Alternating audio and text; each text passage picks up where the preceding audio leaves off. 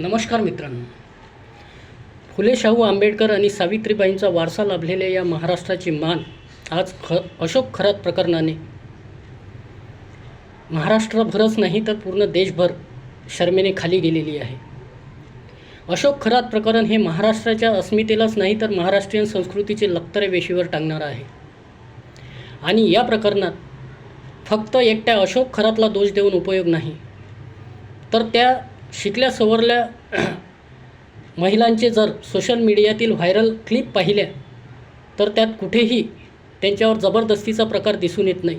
म्हणजेच कुठेतरी संमोहनातून म्हणा किंवा स्वार्थाच्या लालसेतून म्हणा त्यांनी आपलं सर्वस्व अशोक खरातसारख्या बंधूसमोर अर्पण केल्याचं दिसत आहे. आणि हे या महाराष्ट्रीयन संस्कृतीचेच नाही तर देशाच्या संस्कृतीचे सुद्धा वाटोळं करणार आहे.